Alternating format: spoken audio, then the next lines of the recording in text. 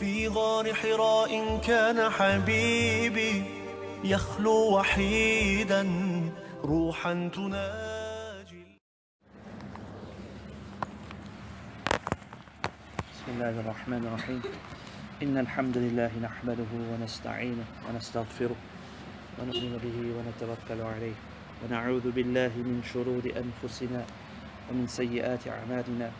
من يهده الله فلا مضل له ومن يضلله فلا هادي له ونشهد أن لا إله إلا الله وحده لا شريك له ونشهد أن سيدنا ونبينا مولانا محمدا عبده ورسوله.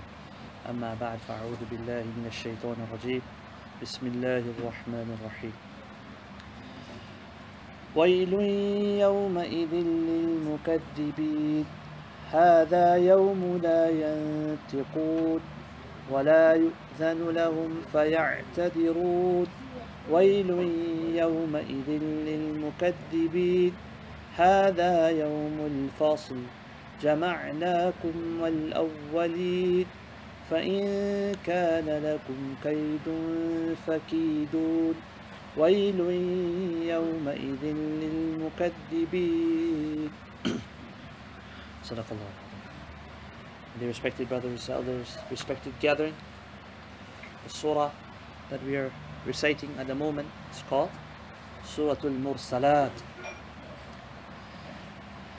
And in this surah, Allah subhanahu wa ta'ala over and over he recites the verse وَيْلٌ يَوْمَئِذٍ لِلْمُكَذِّبِينَ, that wail, the misery and destruction on that day for those who reject the day of judgment. On that day, on the day of judgment, Allah subhanahu wa ta'ala says that وَيْلٌ يَوْمَئِذٍ لِلْمُكَذِّبِينَ, wail, misery, destruction on that day, لِلْمُكَذِّبِينَ, those who used to reject it. هَذَا يَوْمُ لَا يَنطِقُونَ, هذا, that day, هذا يوم, that is a day, لا ينطقون, you'll not be able to speak on that day. On that day, your mouths will be sealed and your limbs will speak. No one, you cannot speak on that day. Allah says, that day you can't speak. Your limbs will speak.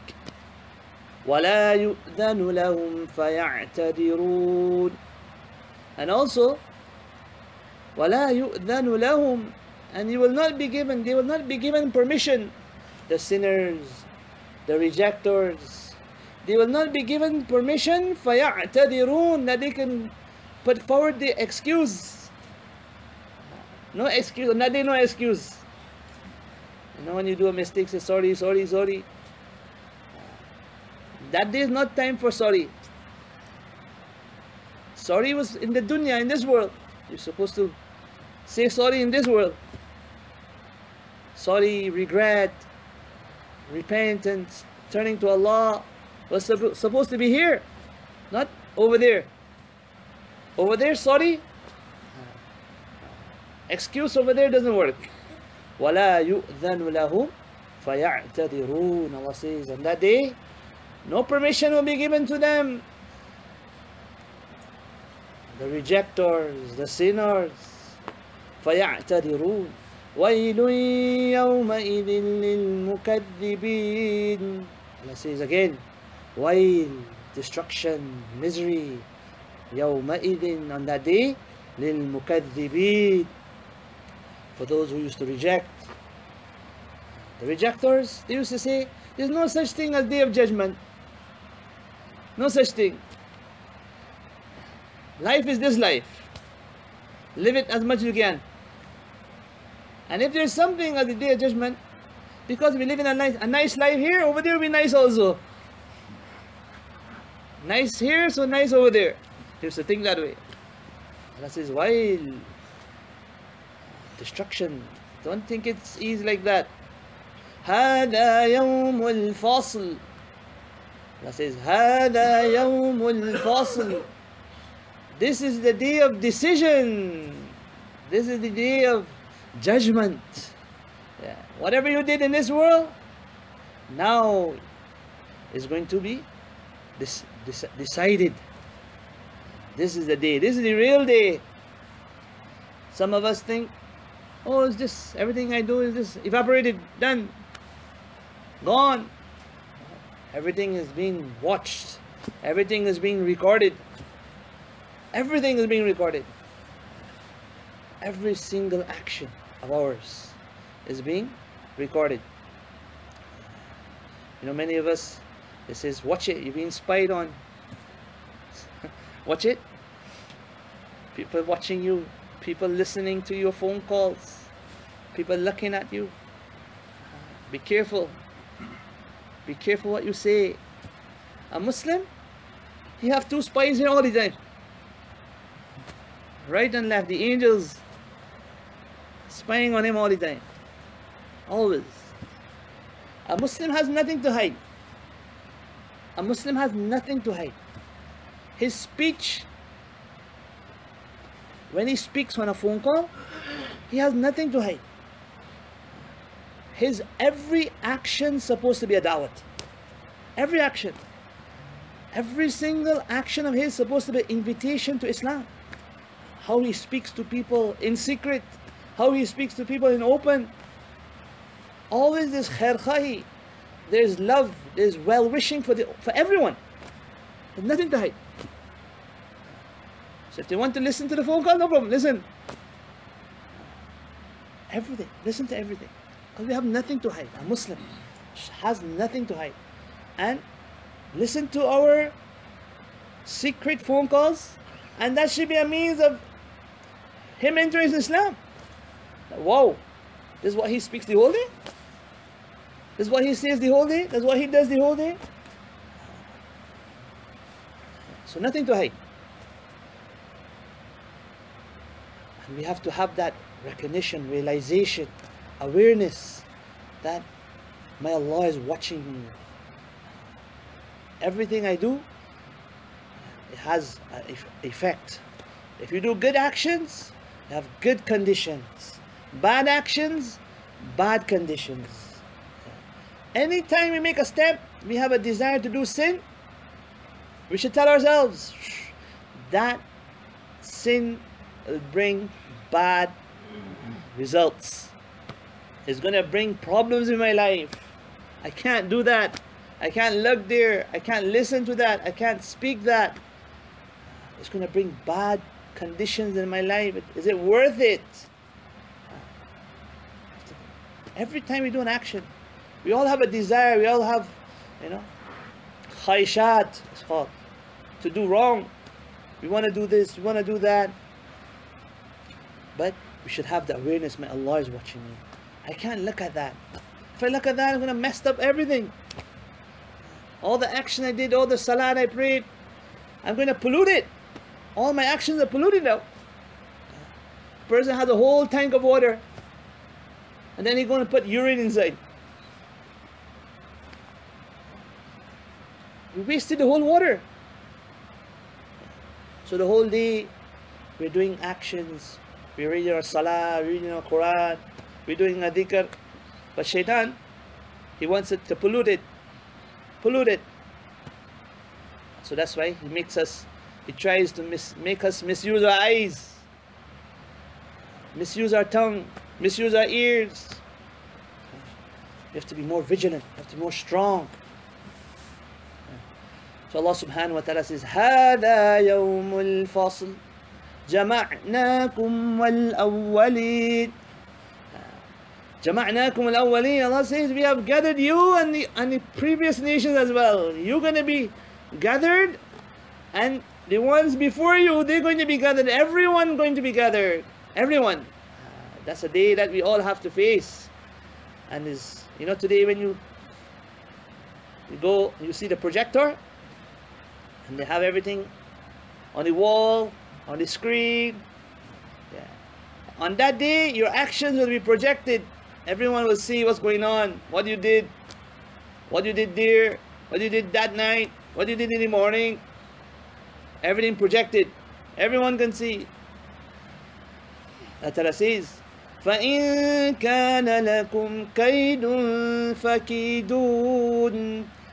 Allah says, in the world, you had a lot of plans, you had a lot of plots to get away from all your crimes you did. You had a lot of plans that I did this crime, this is the way to get out. Give this bribery here, give this here, give that here, do this here, do that here. You had a lot of plans and plots. Allah says, now if you have any plans, then plan and show me the plan. فَإِن كَانَ لَكُمْ كَيْدٌ فَكِيدٌ. You have any plan to get away from my grasp, from my punishment today? Allah says, فَكِيدٌ. Show me the plan. Do the plan now. Now is the time to plan. Let me see you get away from my grasp. Let's see. That's what you can do. Allah is asking. Allah is telling us, telling those people who reject the day of judgment. Allah is saying, if you have a plan, do it. In this world you have many plans. Show us the plan. وَيْلٌ يَوْمَئِذٍ لِلْمُكَذِّبِينَ. Allah says, wail, destruction, misery on that day for the rejectors. So my dear brothers, respected gathering, this is a reality. We all have to have this conviction that one day I'll be presented in front of Allah subhanahu wa ta'ala. My good deeds, my actions will be there. And Allah subhanahu wa ta'ala is so merciful that you make sincere repentance. You repent to Allah. Allah is so merciful.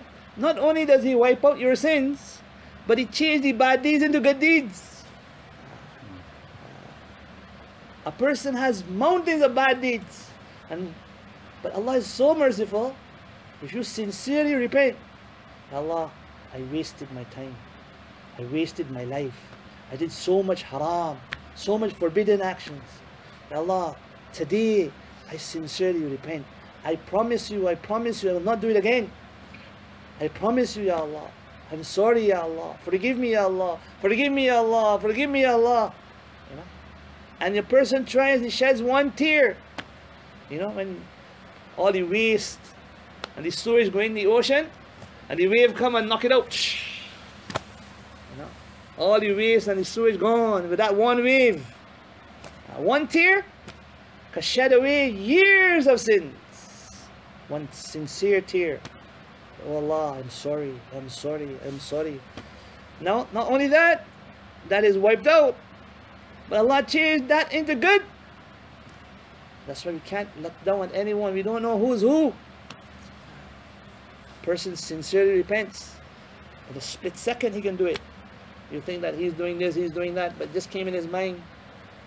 I remember one story of my own self. You know, one of my teachers, when I was young, used to do a lot of masti. You know, do a lot of mischief. So one day, for a year or two now, I'm making my ustad very upset. You know, so today now, I'm going to madrasa in the morning, in the afternoon. So I said to him, in the car, I made intention. Okay, Saeed, enough is enough. You know, you did enough, you gave enough problems to your teacher. Now today, from today, I can change my life. Right? From today, I can change my life. It's too much, man. I give him too much problems, you know. So, I go into the madrasa now. As soon as I get in the madrasa, the teacher told me, sit in the corner. Sit in the corner. And don't come back in this class till they call you. Every day you got to sit in that corner. I said, Ya Allah, the day that I made intention to change my life, the day that I made my intention that today I'm a changed guy. But he says, go in the corner, you know. So anyway, what I'm trying to say is, alhamdulillah, things work out after, but what I'm trying to say is that we don't know, you know, maybe that today is the day, maybe he made an intention, maybe he changed his life. You know, so that's why we never look down on anyone. We always look at the good of everyone, you know, always value everyone, That's a very great quality. Alhamdulillah, last week, mashallah, I got the opportunity to go to Venezuela. One of my teachers, whenever he would go on a little travel, when he come back, he would give a little karguzari to us, to the students. So alhamdulillah, last week I got an opportunity to go to Venezuela. He was one of my teachers from South Africa. His name is Maulana Abdul Hamid Saab. Dama Barakat, a very great scholar, mashallah. So he came, he was very sick for a few years now. He's also, mashallah, family to my mother, first cousin, mashallah, very pious person. So I made intention to go and visit him and see the madrasa there as well. So we went there, mashallah. And in Venezuela, they have lots and lots of Muslims. Lots of Arabs came over 100 years ago. You know, a lot of Arabs. And they went there and they got married to the locals, people there. So a lot of their children, they don't know that they're Muslim, that their background is Muslim. They only know that my grandfather was Muslim or my father was a Muslim. They don't know, have no idea what Islam is, you know. All they know that my grandfather was Muslim. And you look at them, they look like Arabs. So anyway, mashallah, these few ulama, many ulama from South Africa, scholars from South Africa, they migrated with their families, you know, and they're doing great effort in Venezuela. You know, so we went to one place called St. Felix, which is about an hour and 15 minutes by plane from Caracas. So we went there, and there, mashallah, you go there, mashallah, they have about 5-6 families, South African families there in that little area. They have a lot of Guyanese there, a few Arabs there in that area. There's one huge masjid. Mashallah, for the last 11 to 12 years, they've been doing effort. And mashallah, there's a madrasa for girls as well, mashallah, boarding. And the girls this year, they finish Mishkat, which is the year before Bukhari. They've done Mishkat. And they had some boys as well that did the hifz of Quran, completion of the whole Quran as well, mashallah. So it was really, really nice program, mashallah, to see so much effort is being made, mashallah, there. And also this ulama from South Africa, they are doing effort all around South America, some in Brazil, some in Argentina, some in Paraguay, Uruguay, different countries, you know. They went, so they were giving a little karguzari. In Argentina, for example, it's about, Argentina is 3 times bigger than UK, than England, you know, and they have about 14 masjids there. 14 masjids. I myself once went to Argentina, and I saw in one masjid, in one area, in one town, the name of that town is called Mar del Plata. And we went to that town, and in the town, we saw in a big building, it was written, La ghaliba illallah, La ghaliba illallah. Arabic, written in Arabic. So the guide says, Saeed, do you see that? I said, yes. I said, what is that? He said, well, it was a masjid. I said, what? It was a masjid, it was a mosque. So what is it now? I said, now it's a mall. It's a mall. I said, what? It's a mall? What happened? He says, well, the effort stopped. The effort of deen stopped. You know, so you still have the Arabic written. And sometimes you go there, and some certain places in Argentina, you go to railway station, you will see Arabic writing. You know, so lots of Arabs in Argentina, lots. You know, so mashallah, a lot of effort is being made in Argentina as well. You know, and there's one place called Uruguay, Paraguay. Brothers are making so much effort, mashallah. Sometimes on a weekend, they go 300 kilometers. The alim with his wife will go 300 kilometers just to visit a few families that are Muslim, and all they do with those children is just to speak about Allah. That Allah is our creator, Allah is our sustainer, Allah is our provider, you know, and just to speak about Allah, just the interaction. You know, 300 kilometers? I think from here to Trinidad about 300? Oh, I'm not sure. Anyway, but that's a lot of, every weekend, every second weekend, you know, so mashallah, they're making lots and lots of effort. So at least what we can do is make a lot of dua for them. You know, the ulama there were telling me that I'm come to Venezuela, come to Brazil. Brazil, you will see some even more. You know, but here in Venezuela is nothing to what is going on in Brazil. You know, so we need to at least make dua for these ulama. You know, they've left their hometown, they left their parents, they left their, you know, all luxury, and coming and do great effort. We should be thankful to Allah subhanahu wa ta'ala, you know, and mashallah, there as well, you know, they are doing effort of deen, teaching as well. They're doing the effort, they're going out in Jamaat as well. So mashallah, we should try our best as well to learn the deen of Allah subhanahu wa ta'ala. And Venezuela, mashallah, is a nice country. You know, they say that a lot of things are happening, but we don't really see that. I mean, mashallah, water there is free, light is free, gas is free. You know, you can go pick up any gas, how much more gas you want. You know, but some places do have a long line for gas. You know, you're going for gas. Some certain places it takes an hour just to get your fill up, or an hour, 2 hours, long line. But shortage of food and stuff, we don't really see it. Didn't see it. Mashallah, the place we went was nice. Was a good place. And then we went to one other place. We were supposed to come back on Sunday, so we went on Saturday. Met one brother. He's from a place called Valencia, which is in Venezuela as well. So he told me, Saeed, I want you to come Valencia. You know, Valencia is about 2 hours away from where we were by plane. I said, brother, I'm going back on Sunday. Sorry. He said, man, come please. Nice. I said, inshallah, another time. So it so happened that on Sunday morning, I was supposed to catch the flight, and the flight got a little cancellation, this, that, miss all the other flights. So then I ended up in Valencia. I said, brother, your dua. You made dua that I have to stay. And look, now I'm here. You know, so anyway, in Valencia, mashallah, that's Hafiz Patel Sahab. He used to go there a lot when he was alive. There's one school as well, Islamic school running. Mashallah, the Arabs there, a lot of Arabs there. In that Islamic school, there's approximately 300 students. 300 students, mashallah. And some brothers from Panama making effort there as well. So mashallah, these efforts are going on in these areas. We should try our best to make dua for them. At least the least we can do is make dua for them, mashallah. And also in Paraguay there's 2-3 masjids as well.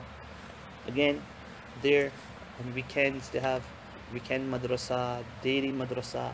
But as I said, lots of the Arabs that went there, because there was no effort of deen. You know, you just see them, they look like Muslim, but they've lost the identity. You know, they will say our grandparents used to pray salat, pray like this, pray like that. So mashallah, so good experience, mashallah. And another important thing my ustad mentioned, that daily we should try to do the dhikr of Allah subhanahu wa ta'ala. Read the dhikr of La ilaha illallah, read the dhikr of La hawla wa la quwwata illa billah. Mention that, and read the dhikr of Durood Sharif, you know. And he mentioned as well, last thing he mentioned, many things he mentioned. He mentioned about slaughtering as well. When you slaughter the animal, he mentioned that when you stun the animal, it's, you know, stunning the animal. When you stun the animal, the chicken, you stun the sheep, you know, it's very very harmful, you know, and very painful for the animal. You know, he was mentioning that when you cut here by the neck, there's one nerve that's there for pain. When you're cutting it, you know, that pain, that the animal will not go through that much pain. But when you stun it, you know, it goes through much pain. You know, and I've seen my own self in South Africa. When you stun the animal, you know, in South Africa they used to stun the cow. When they stun the cow and then they slaughter it, the blood trickles out. You know, it doesn't gush out, it's trickling out. So because it's trickling out, you know, that's very, you know, unhealthy. That all the blood is still inside.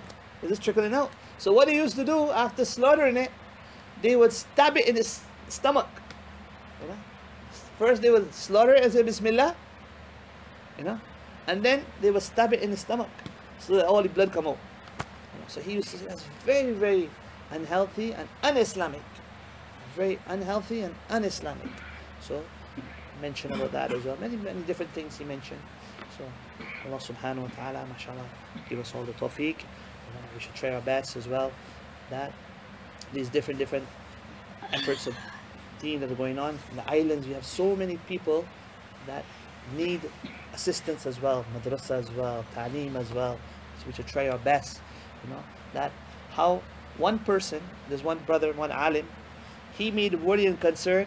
So under him, there's about 50 families, you know, that he's taking care of. 50 families, you know, one alim, 50 families. So we should try our best here. That how can I be a means of ulama going to different islands, you know, for 1 month, 2 months, 3 months, you know, give a little, you know, just a little ta'aleem, a little Quran. What can I do? How can I be a means? You know, very important that we can go to these islands and do the effort of deen. And if I can't go, how can I be a means of going, others going?